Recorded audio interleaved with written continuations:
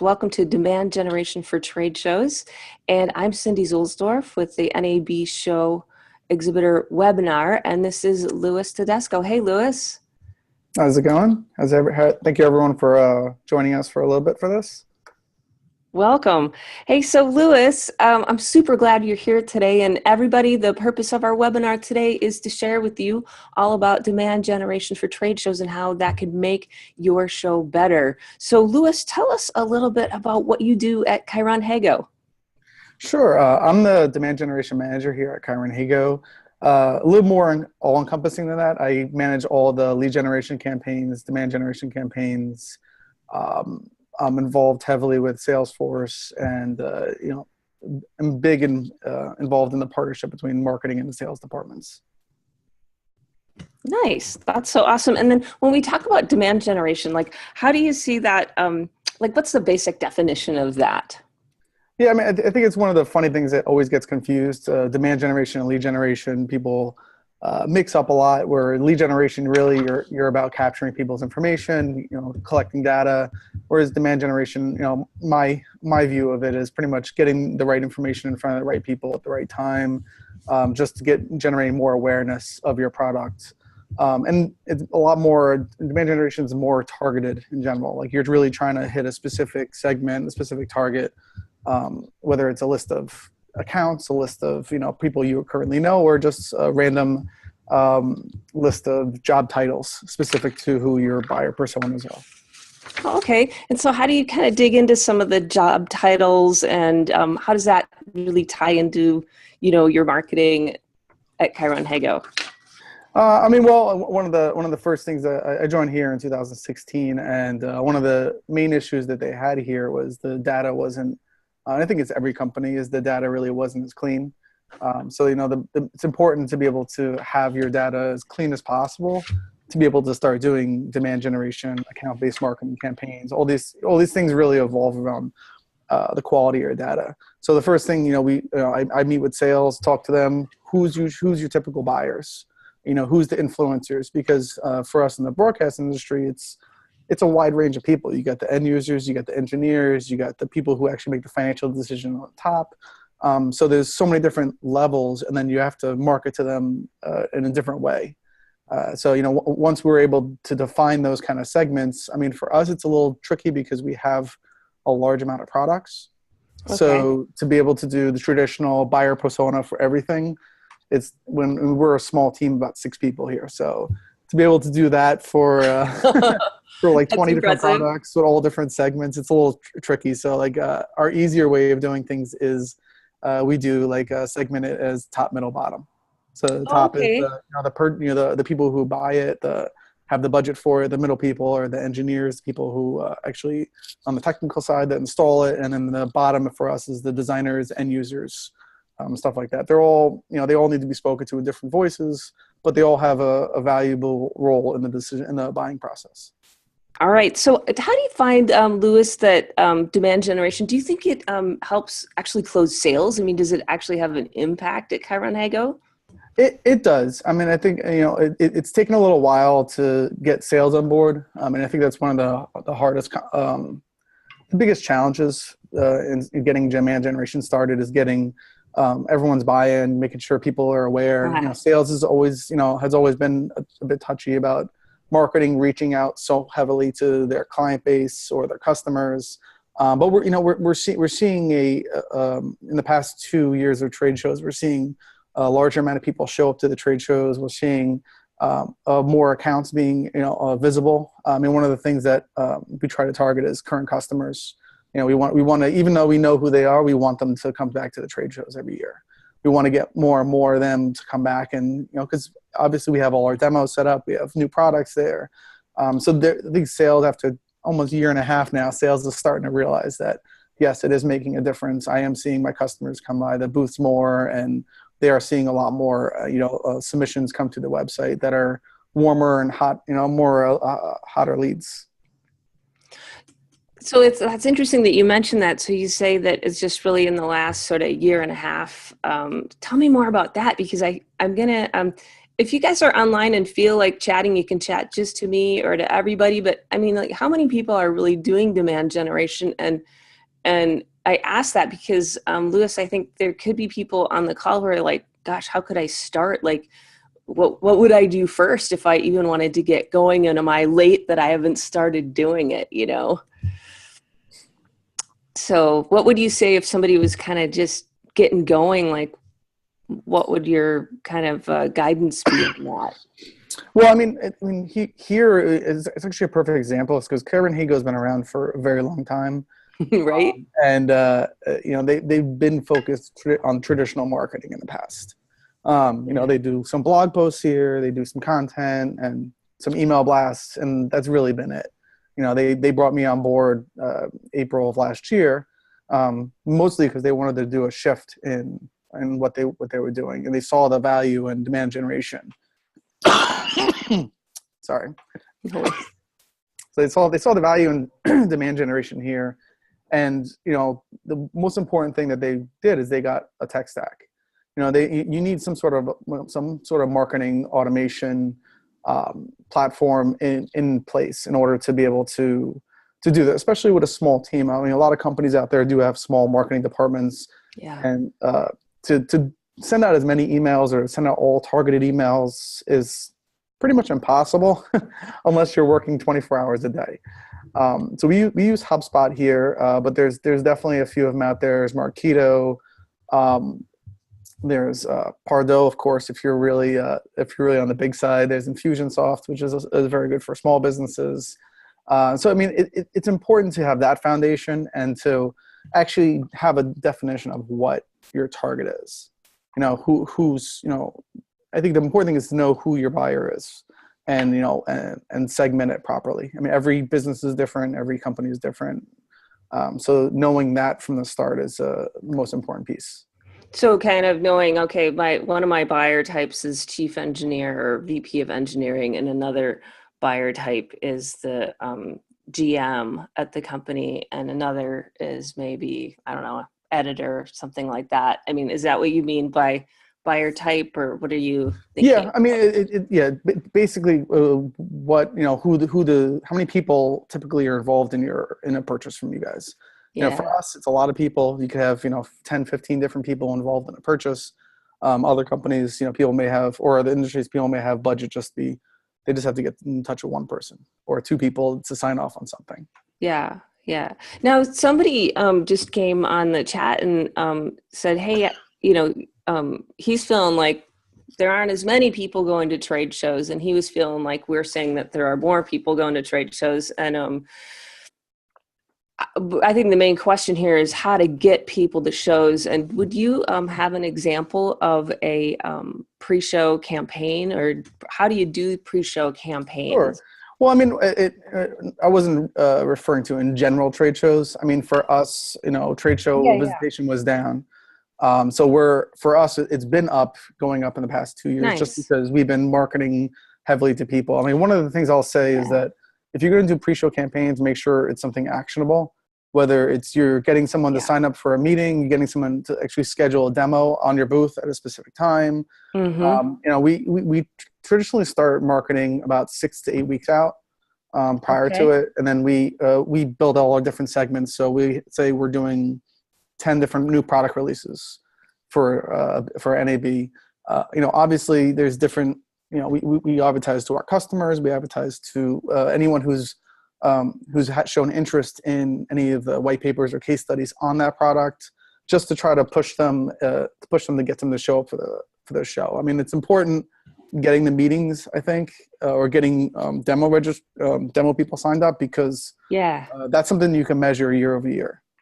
Right, right. I think it's true. And I work with a bunch of different clients in the broadcast media industry and in high tech. And so we'll come back from a show and it'll be, I'll have a group of people who say attendance was up, it was awesome. And then I'll have a group of people say, it wasn't what I wanted it to be. So I feel like after almost every show, I'll see, kind of different results and stuff. But I wanted to share one campaign that I had done with a couple people that actually worked really, really well.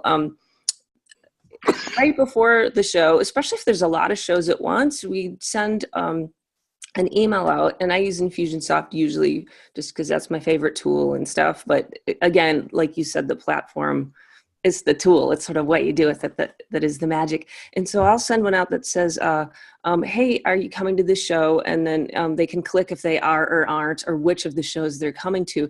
And just based on that click in the email, then the next response automatically follows up based on if it's the show or what content they took a look at. And that is a really small barrier to entry. It's not signing up for a demo or a meeting at the show. It's just saying a really, really small question. Are you coming?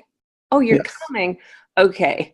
Would you like to meet? Like, it kind of, breaks it down into small chunks. And so I wanted to share that with everybody who was asking about pre-show campaigns, because that one's working actually really well, is the small questions and kind of move them along, if you will.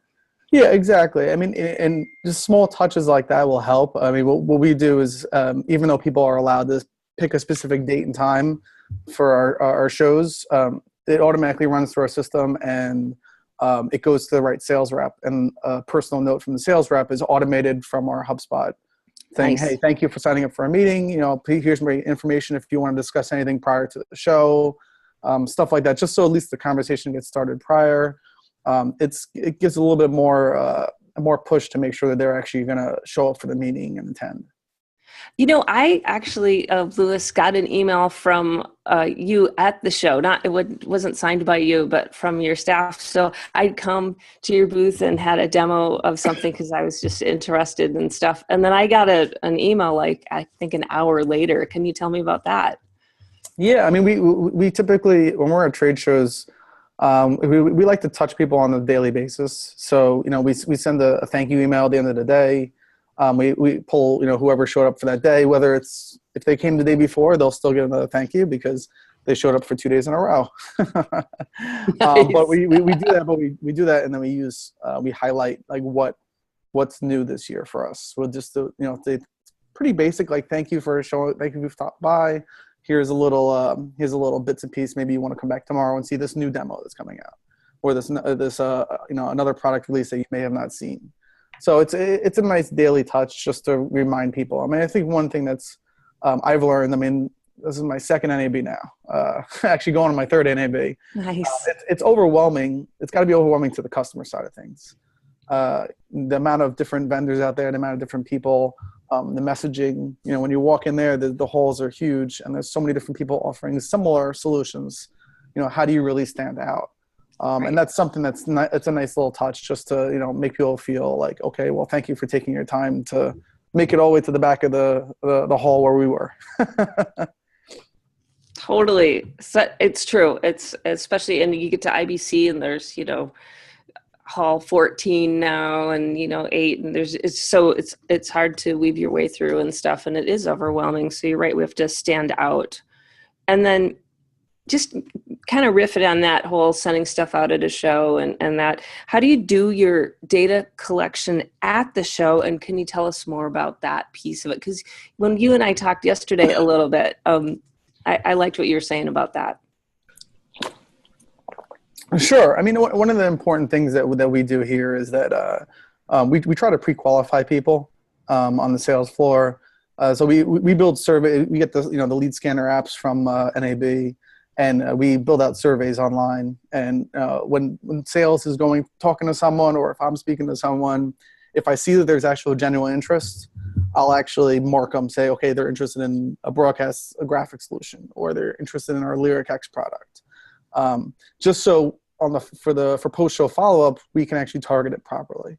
Mm-hmm. I mean, for example, I think we had, and I'm not going to mention the company, is I happened to walk by. I was walking by, and somebody was giving out like the cleaners for eyeglasses, and everyone knows going to your shows, everyone takes swag from everyone.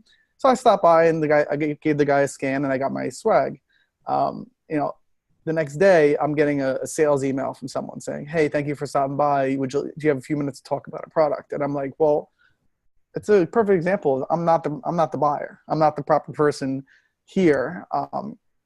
And for us, overwhelming sales was one of the problems in the past. Is if we're pulling 1,600 leads from an NAB show, not all of them are anywhere near warm or qualified enough. Right. So we use that surveys first, and then the second level is we actually send out the list to all of sales, and Oh, okay. I actually get them to mark.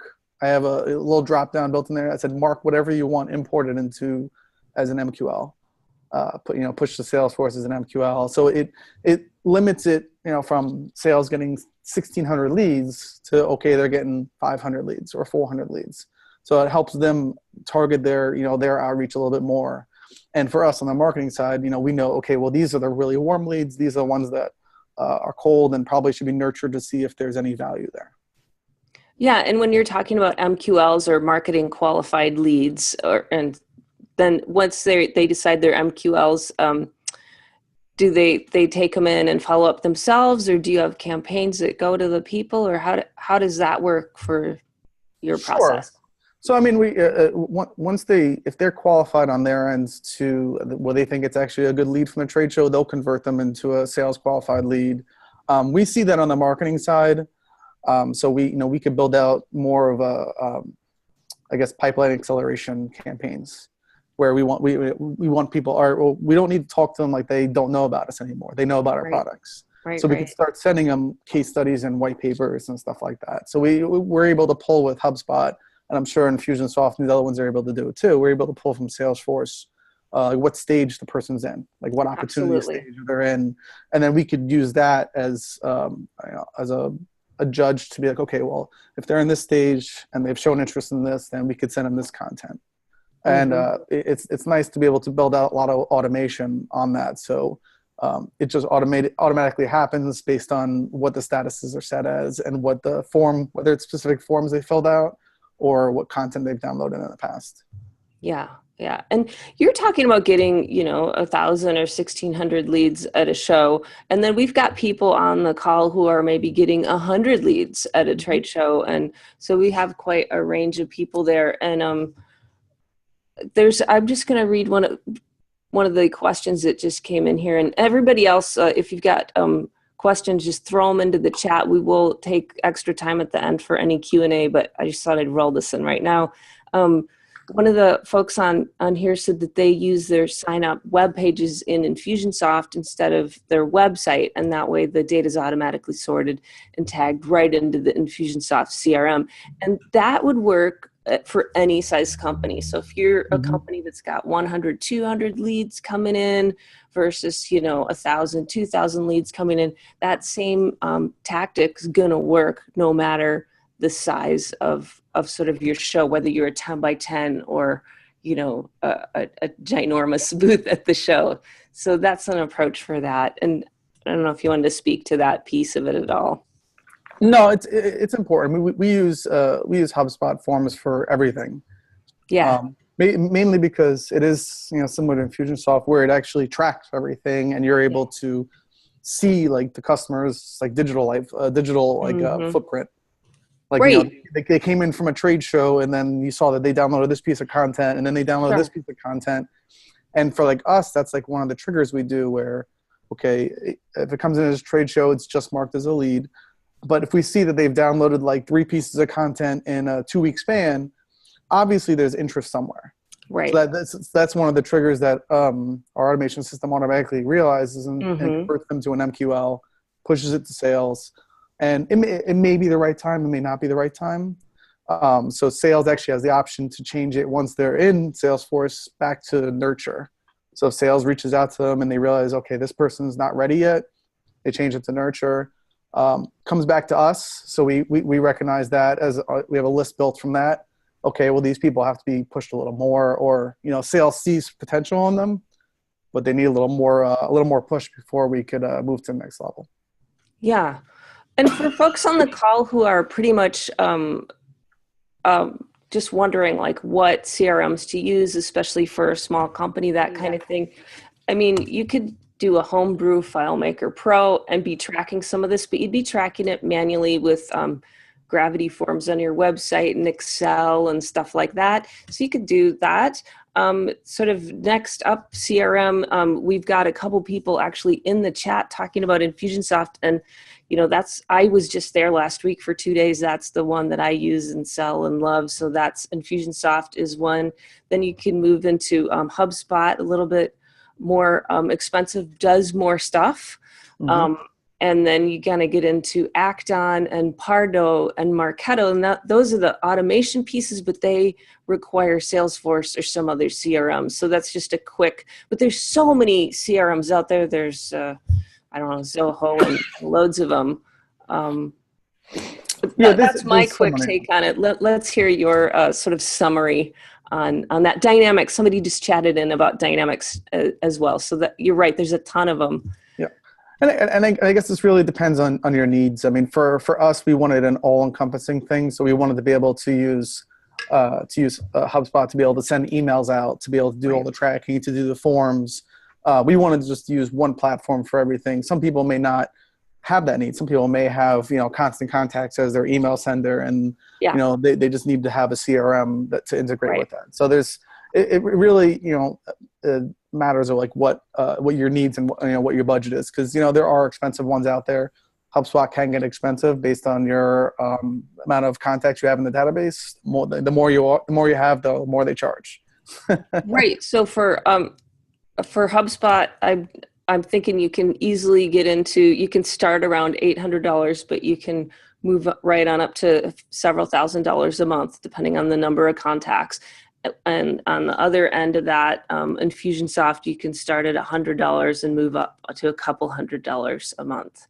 Hey, I'm so glad somebody just asked about the GDPR laws coming up. And so that has to do with data protection.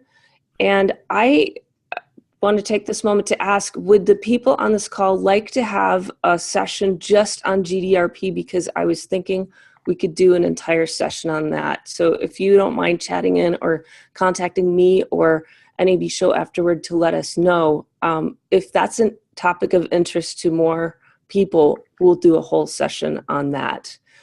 But the short answer to the person who just chatted in on how is all of this affecting the new Data Protection Act, I talked with an attorney actually last week while I was at Infusionsoft, and the main thing we need to all do is track where our contacts are coming in from, and that needs to be documented in the CRM. So that is the short and not complete answer to that. But we need to demonstrate that going forward, we have a plan in place and there's a data officer at the company or somebody who's really in charge.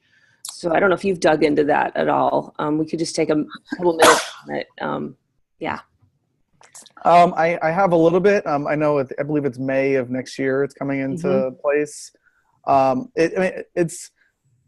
It's something it's going to need a lot of managing. But I mean, we've had similar stuff here with Canada in general, with the CAN spam laws that they have going on up there.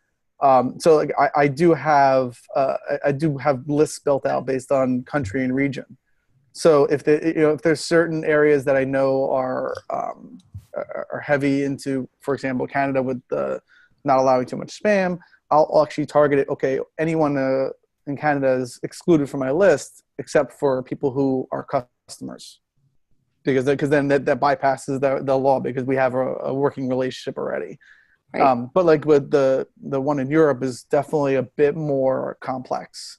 So I'm sure it's going to be a work in progress, trying to figure out how to manage when people request to be opted out and remove all their information from our database. I mean, it's easy to delete someone in HubSpot, especially because it tracks everything that they do. So that's something that's I'd actually be interested in seeing in a session going on about. Okay, and I've seen some chat coming back in saying that's a topic of interest. So I will pursue setting that up. We have several sessions yet for 2018. So I think that'd be cool to slot that one in. So let's circle back though to our topic and then kind of wrap up and have a little time for QA.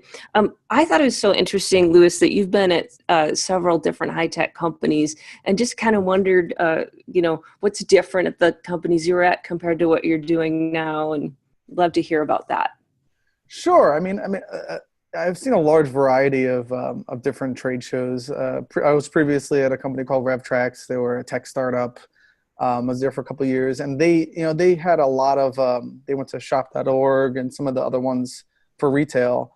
Um, and it was interesting to see how they would just spend all this money on a booth, and then just like they would show up and expect people to show up for the booth just because they're there. And they never did prior marketing or prior advertising. They would send like one email blast out, and it was a large learning curve for them because they know that, okay, well, we have to be at the show.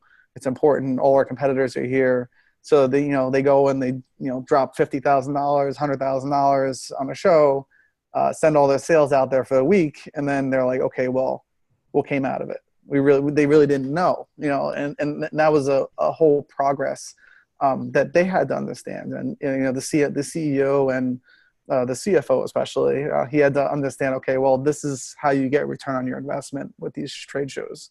It's not about, okay, you show up and then people just magically appear at your booth. It's a whole process of making sure you touch the people 2, 3, 4 times prior to coming to your show, because it's just awareness of your product. Yeah.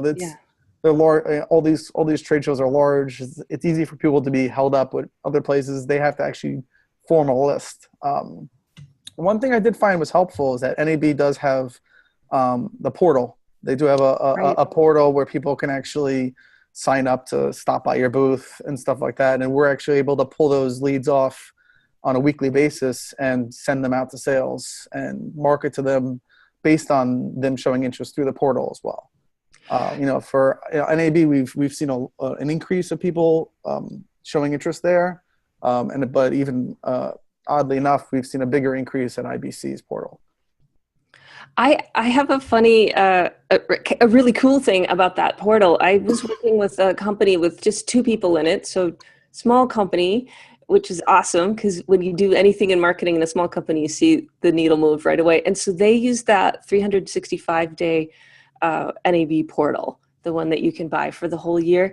And this company would get leads coming in, I'm not kidding you, every week off of that all year long, which I thought was so interesting. And so I'm not sure if it was the SEO or the search, but it was really cool. And that was just one instance. So I don't want to say that's results for everybody or like that, but I did see it. And in this case, we did have it connected to their marketing automation. And then we were pulling people in and then segmenting based on interest and following up. So it's true that can actually deliver some good results, taking what the trade show has, NAB shows portal or whatever it is, and tying it into your existing segmenting systems and follow up, and it can really work, which is great. Let's see. One of the things we promised we'd deliver today, Louis, were just the top 2 mistakes to avoid when promoting a trade show, and I just want to be sure we hit that and just thoughts on what are a couple things like you just want to avoid. I would say avoid doing a lot of mass email blasts and just expecting people to show up. Everything should be targeted prior to the show. You should be trying to target people based on customers. So you should be speaking to your customers different than you should be speaking to people who may not know you. And also, not pre-qualifying people on the floor, because follow-up time is very important. It's one of the things that people drop off so quickly. If you're able to narrow any of the leads down that come to your booth, and even if you're narrowing it down by 25%, you're increasing the chances that sales is going to be able to get in touch with the warm or hot leads quicker. Which time is very important because people disappear very quickly when it comes to interest nowadays. And then just to wrap up, and then we'll hit some more Q&A. If someone were starting out on demand generation, I know we kind of touched on this already, but just to kind of put a bow on it, like what are the couple things if someone said, I want to do demand generation, I don't know where to start, maybe what are 1 or 2 things they might start with? Sure. I mean, obviously the first thing is your data integrity is the key part. You can't focus anything if you're collecting the wrong information. I mean, obviously you can't turn around and change someone's whole database. Even here, it's a process. But Right. if you could change the way the data is flowing into your system and correct it, then you're starting the process of cleaning up the data that's already in there. That having a good tech stack as well. But also, realizing that you don't have, it's not a huge lift when it comes to doing things. I mean, like, for example, here we do case studies and white papers, and I drive the marketing directors crazy here because they're like, oh, we got a white paper, we're going to send out one email. I'm like, well, it's not really one email, that's like 7 emails. And I watch their mouths drops, but it's really not. I mean, you're taking the same email and you're tweaking it to your target audience, whether you're changing the subject line, whether you're changing the first paragraph of the copy that's in the email, but it's all focused on just for technical or just for a designer or just for trying to do a total cost of ownership or an ROI kind of play of it. But it all goes back to the same case study. So as long as, or the same white paper. So you're keeping the same content, but you're just tweaking the messaging that's going out to be able to see, to see what kind of difference it is. So it's not incredibly hard to get started, but you should have a couple of things in play, and you should have a person that's actually focused on the demand generation, or like I am, a hybrid demand generation, lead generation. Because it's not impossible to do the demand generation, lead generation, all the type of online content, develop the content. You definitely need to segment that out. And the one thing that I will bring up, because I know we haven't spoken about it, is the power of paid ads for trade shows. One of the things we've started doing here is that sales actually sends me out a targeted list of companies that they want to reach. And we'll actually build out ads on LinkedIn for like directing them to schedule a meeting or to schedule a demo, and we'll up the budget highly for them, because we know that these are targets that sales really needs to get into, or sales already knows that this is a good potential client, and we'll actually target them in LinkedIn based on their job title or company that they're at. And we've seen definitely some. In the past year, we started this in 2017. We started that, and we've seen a lot more value out of that compared to doing just a general like LinkedIn paid ad for people to stop by the show. So that's something that we've increased the budget for next year, and we're going to be targeting companies more and more. That's awesome, Louis. I don't know if you happen to see the upcoming schedule of the NAB webinars, but literally the next one is on how to use LinkedIn to promote your business. So thanks for promoting that. That's awesome. It's a good demand generation tool. I think a lot of people forget about that, but right on. Yeah, the information is there. I'll walk through the menus and actually share the screen. So for anybody who wants to see exactly, how you select the different job titles or the different segments, industry segments, that's what we're going to do on the next webinar, is really just look at the actual LinkedIn campaign manager and see that you can spend just a couple bucks to do it, or you can go crazy in how the targeting works. That's awesome. All right. Well, thank you for being on with us. We are going to go on over to QA here, and we have several questions as well. So we're moving into the QA section of today's webinar. Okay. So let's take a look at the chat for just a moment here. Oh, here's a great question. So what do we suggest for a company that hasn't reached out to the NAB list prior to the show, and how to market to the people who don't already know or have a list of who to send to? So my interpretation of that, and jump back in if you want to correct it, is, hey, you haven't really done any marketing prior to the show, and maybe don't even have a list of, don't know who to market to.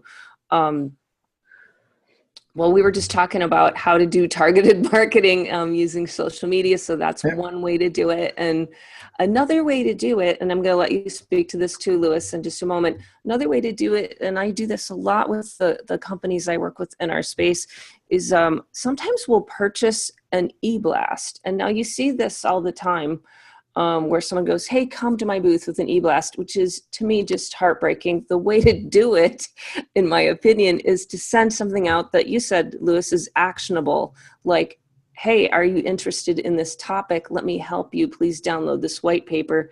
And now, in exchange for the white paper, you take their email address, and this is how you grow a list. And whether you do that through a paid e-blast through one of the magazines, NAB or something like that, or you do that with the LinkedIn ads, that kind of thing, you're starting to build your list that way by being genuinely helpful and useful. And then you can right away literally reach out and call them and ask, are they coming to NAB? Like if you're tight on time before the show. And let me throw to you, Lewis, on this question. Yeah, I mean, we actually don't get any lists. We don't use any lists from NAB. I think it's a little the opposite of demand generation from my point of view. I mean, Yeah. we'll use like any interest from the portal. It's a different story, but we'll use retargeting ads through AdWords Mm-hmm. for anyone who's visited our website. Just to make them aware that we're at the show. And it is, like you said, it is always schedule a meeting, sign up a demo, something like that. Or, we try to we'll incorporate that in our blogs. I mean, I think that's one thing that a lot of people forget is blogging does help awareness in general about your company. And we'll do like pre-NAB blogs and pre-IBC blogs and talk about like what we're showing there, stuff like that. So that information is out there. But really, if you haven't really purchased a list or you don't really have a list of people, you do have people who are coming to your website. And you do have people who, You do. I mean, it's important. The one thing that I've realized is that sales has a lot of information as well. So making sure that your relationship with sales is cohesive is very important, because they know the customers, they know the companies, they know those people who actually should be coming to the shows. So stuff like that is important to have those relationships, so you have that additional data from them on the sales side. Nice. I'm so glad you brought up the tie between marketing, demand generation, and sales working together, because it's crucial. And you're right. When I'm writing content for those pre-show campaigns or post-show campaigns, my favorite thing to do is to go to a salesperson and go, tell me about your last sale for this product. Tell me about the conversation, and just taking their experience and putting that into writing, because the salespeople know what the deal is. Yeah. And so you can just go ahead and apply that to the marketing. So it's not so, you don't feel like you're inventing stuff. You can actually just take their experience and use that. And they're happy because then it's relevant to what they're doing. And now you have a really nice team. Yeah, I mean, that's one thing I push the two marketing directors we have here, to make sure that they're touching the customer's pain points. Like Yes. make sure that the email, whether it's the subject line or the beginning of the email that comes out, or that it's hitting on what issues that we're trying to solve for the customer. Correct. Not just, hey, we're the best, our product's the best, come buy us. And that's an important thing, to make sure your message is crafted that way. Nice. For that reason, so people understand, or people can relate better with the content that you're sharing. Yeah. All right. I did see somebody had their hand raised on the QA, and I couldn't catch you before you jumped off. So please put your question in the chat if you have a question. And I'm just going to scroll through here. Fallon, do you see any other questions that we need to address here? All right. Well, thank you very much, everybody. And if someone wanted to reach out to you, Lewis, should they hit you up on LinkedIn or Twitter or email, or what's a good way to reach you if they have a question? Sure, I'm always I'm available on LinkedIn. They could reach me out on LinkedIn. I think we could share the information afterwards, or is it already in the webinar sign up? We will have we're going to have on the NAB show blog, and Fallon's put the link in the chat here. Everybody can go to that, and we can put your contact info there if Sure. you want to. And be sure to go to the replays, because any additional resources we come up with post-show or anything are always going to be posted there on the blog. So you guys can share that with your colleagues and stuff as well.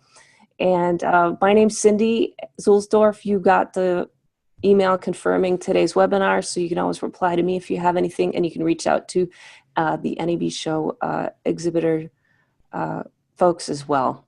All right, thank you very much. Have a beautiful day. Thank you. Thanks, Thank you, everyone. Louis.